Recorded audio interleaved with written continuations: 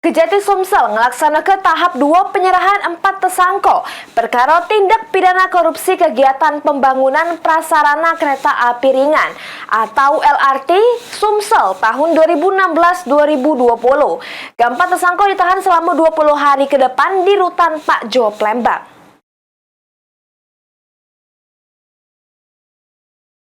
Kejaksaan Tinggi Sumsel melaksanakan tahap 2 penyerahan 4 tersangka perkara tindak pidana korupsi kegiatan pembangunan pasaran kereta api ringan LRT Sumatera Selatan tahun 2016-2020. Keempat tersangka yakni T selaku Kepala Divisi 2 PT Waskita Karya Persero Tbk, IJH selaku Kepala Divisi Gedung 2 PT Waskita Karya Persero Tbk, SAP pelaku Kepala Divisi Gedung 3 PT Waskita Karya Persero Tbk, Samo BHW selaku Direktur Utama PT Perencana Jaja.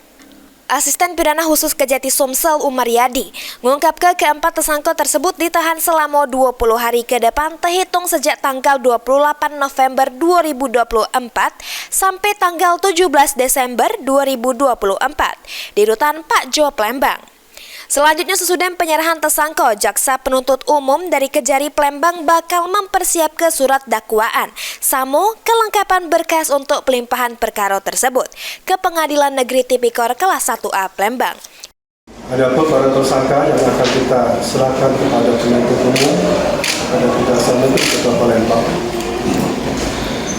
yaitu tersangka inisial T selaku Kepala Divisi 2 PT Waskita Karya,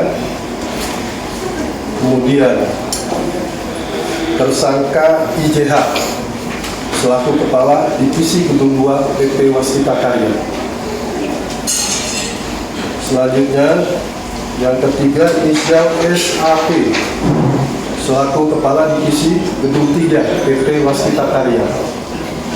Kemudian yang terakhir inisial BHW selaku Direktur Utama PT Perencana Jaya.